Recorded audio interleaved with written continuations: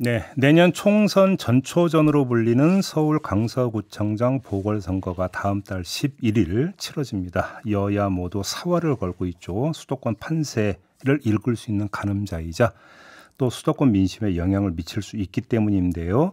관련해서 오늘 더불어민주당 진교훈 후보를 스튜디오로 모셨는데요. 인터뷰를 좀 진행하도록 하겠습니다. 그리고 그 전에 하나 말씀드릴 게 있는데요. 저희가 맞상대인 김태우 국민의힘 후보 측에도 여러 차례 인터뷰 요청을 넣었지만 거부했습니다. 그래서 오늘 진교훈 후보와 인터뷰를 갖도록 하고요. 김태우 후보 측에서 나중에라도 인터뷰 요청을 응한다면 그때 인터뷰를 갖겠다 이런 말씀을 드리면서 진교훈 후보와 인사 나누겠습니다. 어서 오세요. 네, 안녕하십니까. 네. 19년 강서 사람 그리고 진짜 일꾼 더불어민주당 강서구청장 보궐선거 후보 진교훈입니다. 네, 벌써 많이 적응되신 것 같습니다. 네, 그렇습니다. 분위기는 어떻게 읽고 계십니까? 제가 시간이 갈수록 민주당과 저 진교훈을 지지하겠다는 분들을 많이 만나고 있습니다. 적극적인 의사 표현을 좀 더 해주고 계시고요. 네. 가까이 다가와서 이번에는 꼭 민주당이 이겨야 된다 이렇게 말씀하시거나 악수를 청하시는 분들도 많이 있고 네. 엄지척 기호 1번을 표시하는 분들도 많이 있어서 네. 선거를 치렀던 많은 분들은 상당히 분위기가 좋다 이렇게 말씀을 해 주시고 계십니다. 후보 측에서는 그렇게들 다들 말씀하시더라고요. 네, 그렇습니다. 그런데 저는 이제 절실합니다. 이런 분들이 투표장으로 반드시 가셔서 투표를 해 주셔야만 이길 수 있다. 이 그게 이제 말씀 바로 꼭 좀 드리고 관건은 있습니다. 투표율이라는 그 말씀이신 거죠? 그렇습니다. 예, 예. 어떻게 전망하세요? 이게 먼저 보궐선거 이러다 보니까 높지 않을 가능성이 있지 않습니까? 네, 보통 그렇게들 전망을 하시는데요. 또 반면에 윤석열 정부에 대해서 실망한 많은 분들이 또 분노한 많은 분들이 투표장으로 가시지 않겠느냐. 예. 또 이런 또 기대 섞인 또 전망도 있습니다. 알겠습니다. 아무튼 국민의힘에서 김태우 후보로 확정이 됐는데 이 소식을 듣는 순간 어떤 생각을 하셨습니까? 저는 뭐 애정된 수순이다. 정해진 수순이 아니었나 생각을 합니다. 예. 대법원에서 유죄 확정 판결 받은 지 불과 3개월 만에 대통령이 특별 사면 복권을 했고 또 단 나흘 만에 아무런 사과도 없이 본인이 출마 선언을 했습니다. 이런 걸 보면 당연히 정해진 수순대로 김태우 후보가 공천을 받을 것이다라고 저는 예상을 했고요. 네. 어쨌든 운동장에서 반칙으로 퇴장당한 선수가 다시 선수로 뛰겠다고 어기는 우기고 있는 꼴이다 이렇게 보고 있고요. 이건 국민에 대한 또 강서 구민에 대한 애이나 도리가 아니다 이렇게 생각하고 있습니다. 지금 국민의힘 같은 경우는 안철수 의원이 선대위 상임 고문을 맡고 충청 출신 중진들도 이 캠프에 합류한다 이런 소식이 좀 전해지고 있는데 국민의힘 선거의 총력전인 것 같습니다. 좀 버거우지 않으세요? 버겁지 않으세요? 전혀 그렇게 생각하지 않고요. 오늘 선대위 회의도 뭐 개최한다고 했다가 아마 제가 오기 전에 직접 들은 이야기는 무산됐다 뭐 이런 이야기도 제가 들었는데 무슨 갈등이나 내분 뭐 그런 게 있나 뭐 한번 확인을 해봐야 될 것 같습니다. 확인상으로 좀 남겨놓게 좀 네. 그리고 밖에서 한번 좀 확인 좀 해주세요. 네. 그런 속보가 나오고 있는지. 예. 네.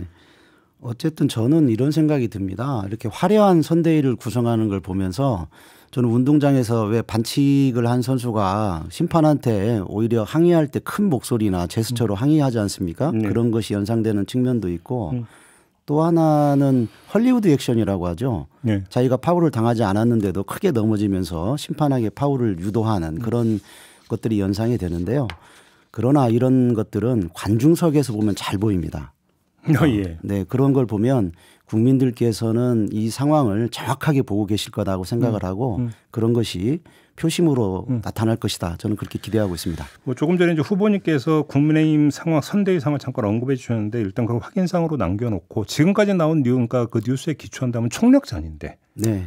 거꾸로 민주당은 지금 내용 사태에 접어들었습니다. 체포동의안 가결 때문에. 자, 그러면 당의 총력 지원을 받기가 어려울 수도 있다. 당의 사정상 이런 얘기로 연결이 될 수 있는데 어떻게 받아들이십니까? 저는 전혀 그렇게 생각하지 않고요. 어제 저희도 이제 선거 사무실 개소식을 했는데 뭐 정말 많은 분들이 와주셨습니다. 특히 예. 민주당의 최고위원님들이 거의 대부분 와주셨고 정말 총력전을 다해서 저희들도 지원을 지금 해주고 있는 상황입니다. 그래서 충분히 저는 승리를 확신하고 있습니다. 근데 당의 이런 내용 상황이 강서 구민들에게 민주당의 이미지 영향을 미칠 것이고 그게 좋을 것 같지는 않은데 그럼 후보님한테 결국은 최종적으로 불리하게 작용할 수도 있는 거 아닙니까?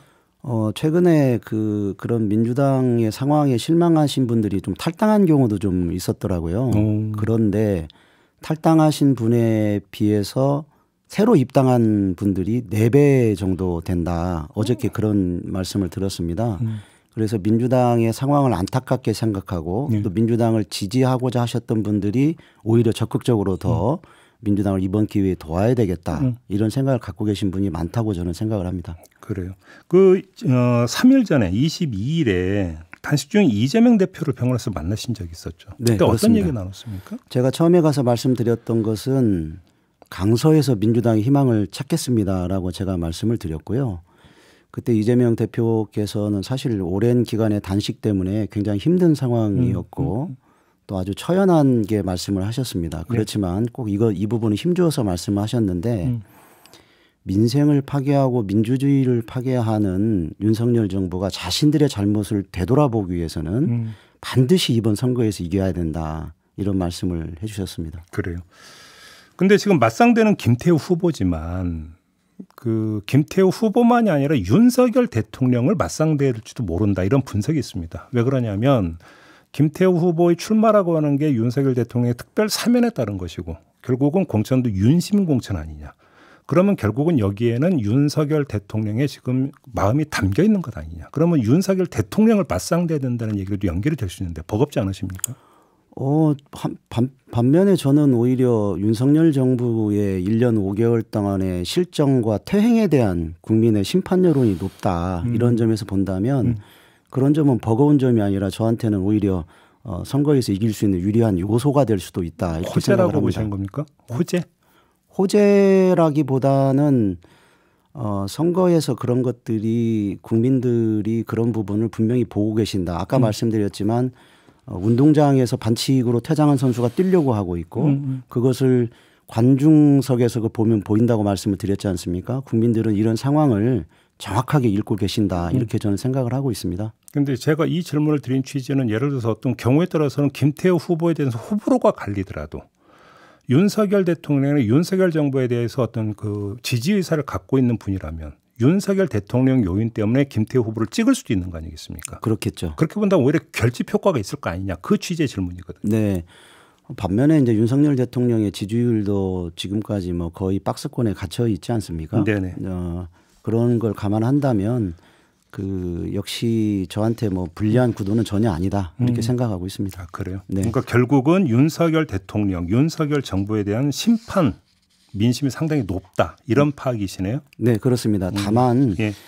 심판론만 가지고 이 강서구의 선거를 치를 수는 저는 절대 없다고 생각을 합니다. 네. 많은 강서 구민들은 누가 과연 일 잘하는 후보이냐, 그다음에 두 번째는 누가 과연 신뢰할 수 있는 후보이냐 이렇게 저희들한테 묻고 있다고 생각을 하고요. 네. 그런 점에서도 저는 다양한 33년간의 행정 경험을 가지고 있고 또 경찰 조직이 어려울 때마다 늘 TF를 맡으면서 경찰 조직의 위기를 기회로 만들었던 그 경험을 가지고 있습니다. 또한 제가 경위로 출발을 했습니다만 치안 점검까지 6번의 승진을 거치는 동안 33년 동안 한 번도 인사상 문제가 없었다. 굉장히 깨끗하고 검증된 후보다. 이런 점에서도 반칙 없이 네. 또 사심 없이 일할 수 있는 후보다. 이 점을 말씀드리고 있습니다. 알겠습니다. 공약이 핵심 공약이 어떤 겁니까? 지금 강서 같은 경우에는 이제 그 김포공항에 있기 때문에 그에 따른 고도 제한이 상당히 문제가 되고 있습니다. 김태우 후보도 이제 그걸 상당히 강조를 하던데요. 그렇습니다. 예. 그래서 고도 제한 완화 그리고 그로 인해서 원도심이 지금 노후화되고 이런 문제들이 있거든요. 그래서 재개발 재건축을 원하시는 분들이 많이 있습니다. 이런 고도 제한 완화와 재개발 재건축을 신속하게 추진하는 것은 저도 당연히 추진을 해야 되고요. 이 문제에 대해서는 아마 대부분의 후보들이 다 공감하고 있고 공약으로 내걸고 있는 것으로 알고 있습니다. 네. 가장 큰 차이는 저는 여성들과 아이들이 안전한 도시 강서를 만들겠다. 이걸 지금 말씀드리고 있습니다. 알겠습니다. 조금 전에 그 후보님이 선대위 회의가 이제 무산됐다라는 말씀을 주셨는데 저희가 확인을 해봤더니 일단 김기현 대표 등 지도부가 참석하는 선대위 대책회의는 취소가 됐고요. 후보가 근데 이건 전면에 나서자는 그런 분위기 차원이라고 보고 지도부가 오늘 지원 유세는 한다고 합니다. 그리고 안철수 의원이 선대위 상임 고문으로 참여하는 것도 확정이 된 것으로 지금 이렇게 지금 전해지고 있다. 이 말씀을 좀 함께 드리도록 하겠습니다.